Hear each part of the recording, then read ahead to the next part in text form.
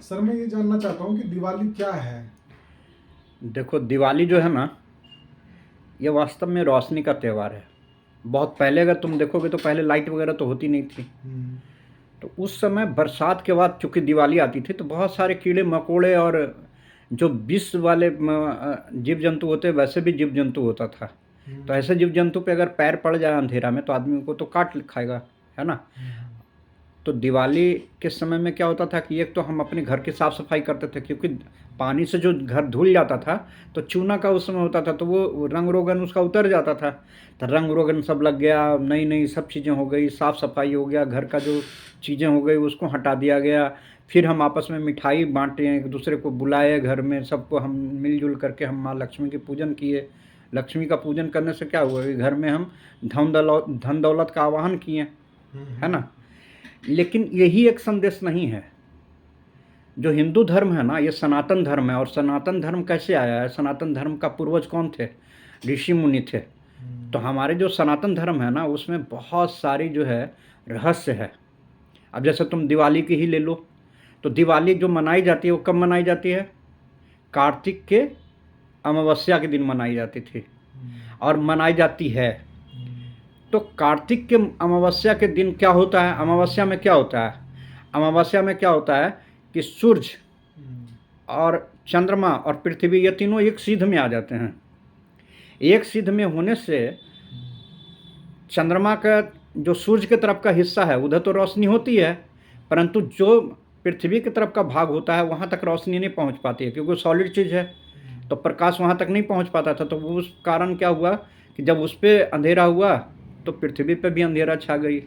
तो रात में ऐसी रात को हम उसी रात को हम अमावस्या की रात कहते हैं।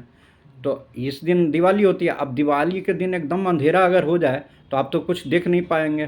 तो पहले कुछ होता नहीं था तो दिया जलाया जाता था, और दिया का फ़ायदा भी वो था कि आप अगर देखोगे कि आर्टिफिशियल लाइट में आप देखोगे कि कीड़े मकोड़े बनते हैं, परंतु उस दीपक में क्या होता है कि वो कीड़े मर जाते हैं, है ना? तो एक तो वो होता था।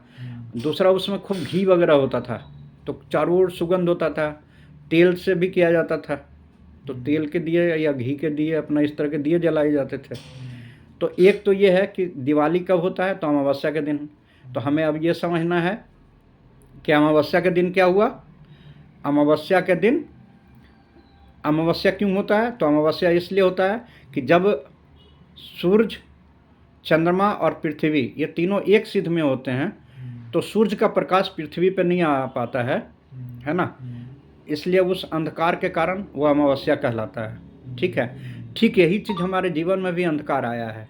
और वो अंधकार ये आया है कि जो जो हमारी आत्मा है वो सूरज है, जो मन है वो चंद्र है, और जो हम हमारा जीवात्मा है वो हम स्वयं हैं। तो जीवात्मा पे मन के कारण, मन अर्थात विचार के कारण, विचारों के कारण हम अपने चैतन्य सत्ता को नहीं जान पा रहे हैं। और हम सभी चैतन्य हैं, है ना? ये विचार ही हमारे भीतर बाधक बना हुआ। अगर इस विचार को हम हटा दिए हैं तो हमारे पास शेष क्या बचेगा? शेष चेतना बचेगी। जब हम अपने देह भाव से हटा लें तो फिर विचार आ रहा है, और विचार को भी अगर हम हटा दें तो शेष क्या बचेगा? चेतना बचेगी, चैतन्य बचेगी। यही हमारा स्वरूप है ना? तो जब इसकी जानकारी हो जाती, फिर ये दिवाली जो है वो ऐसा भी कहा जाता है कि दिवाली कब मनाई जाती है? तो कहा जाता है कि किस खुशी में मनाई जाती है? तो कहता है कि कहा जाता है कि त्रेता युग में भगवान राम है जो 14 वर्ष का वनवास काट करके और वापिस आए हैं। ये तो लगभग सब लोग जानते ही हैं। हाँ, सब लोग जानते हैं, लेकिन अगर इसके पीछे देखें तो ये रहस्य भी है इसके पीछे। और इसके पास पीछे रहस्य क्या है कि 14 जगह जो है यहाँ वनवास का मतलब क्या होता है? वनवास का मतलब क्या होता है? वन में वास वन का मतलब होता है कि वन मीन्स जंगल, और वास मीन्स उसमें रहना। तो जंगल में वास करना को हम वनवास कहते हैं। और जब हम नगर से हट करके जंगल में चले जाते हैं तो सुख सुविधा का अभाव हो जाता है और वहाँ पे अशांति हो जाती है। हम लोग देखें कि हम लोगों के जीवन में अशांति और दुख है कि नहीं? तो है। बिल्कुल है। तो क्यों दुख है? क्योंकि हमारा मन मलिन हुआ है। 14 जगह पे ये अंधकार है, 14 जगह पे अज्ञान छाया हुआ है। और वो 14 जगह कौन कौन से हैं? 4 अंतःकरण, मन, बुद्धि, चित्त और अहंकार। और ये 4 जगह जो है अंतःकरण पे जब छाया हुआ है तो 5 कर्म इंद्रियां और 5 ज्ञान इंद्रियां, है ना, आँख, कान, नाक, टंग, चर्म, ये 5 ज्ञान इंद्रियां हुआ। हाथ, पैर, है ना, मूत्र द्वार, मल द्वार और मुख, ये 5 हमारे कर्म इंद्रियां हुए। इन पे हमारा उसी का वर्चस्व छाया हुआ है, मलिनता है। इसीलिए हम क्या करते हैं, अज्ञानवश ही हम अपने शरीर और संसार के मुंह में फंसे हुए हैं, जो कि काल्पनिक है।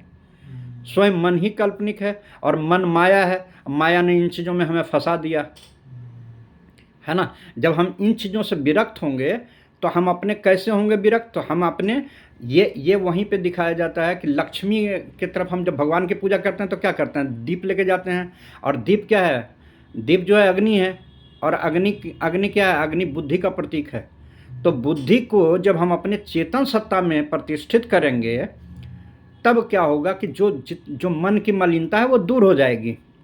और फिर जो मन की मलिनता दूर हो जाएगी तो जो अहंकार भाव से हमारा ग्रसित था 5 कर्म इंद्रियां और 5 ज्ञान इंद्रियां, ये सब के सब पवित्र हो जाएंगे और सभी अंतःकरण भी पवित्र हो जाएंगे। तो जैसे ही हमारे 14 जगह से ये जंगल राज समाप्त हो जाएगा तो सब जगह आनंद आनंद ही आनंद हो जाएगा, सुख ही सुख हो जाएगा और चेतन सत्ता का वर्चस्व हो जाएगा। चेतन सत्ता का आना ही राम का आना है। और 14 जगह से ये जो अनात्म है इसका हटना ही, वास्तव में अनात्म ही जंगल राज है। अनात्म का हट करके आत्मा की स्थापित होना ही राम राज्य है ना। तब राम ही नहीं आएंगे, तब सिर्फ राम ही नहीं आएंगे, बल्कि राम के सगे जितने भी राम दरबार ही पूरा आ जाएगा। राम दरबार में कौन कौन थे, तो भरत रूपी प्रेम, है ना, लक्ष्मण रूपी त्याग, शत्रुघ्न रूपी शौर्य, माता जानकी कैसी थी, तो सहयोग और त्याग, है ना। और राम जी, हनुमान जी कैसे थे, हनुमान जी सेवक थे, कर्तव्यनिष्ठ, तत्परता पूर्वक कर्म करने वाले, आज्ञाकारी सेवक। तो व्यक्ति ऐसा व्यक्ति का चरित्र का निर्माण हो जाता है। उस व्यक्ति में ही प्रेम, त्याग, समर्पण, सहयोग, तत्परता, ये सारे गुण का उदय हो जाता है। और भगवान राम के पास क्या है, धनुष है और बाण है ना। जो धनुष है ये साहस का प्रमाण है, प्रतीक है, और जो बाण है वो शब्दों का प्रतीक है। तो आदमी का शब्दों पे कोई नियंत्रण है नहीं है, अहंकार के कारण ही नियंत्रण नहीं है। जैसे ही वहाँ पे शांति आएगी, चेतनता आएगी, तो जो शब्द नियंत्रित शब्द निकलेंगे और शब्दों में मिठास होगी। जो व्यवहार उल्टा सीधा हो रहा है उस व्यवहार में नियंत्रण हो जाएगा, तो व्यवहार में कुशलता आ जाएगी, है ना। यही व्रत त्यौहार का हमारा उद्देश्य है, समझ गए। Thank you.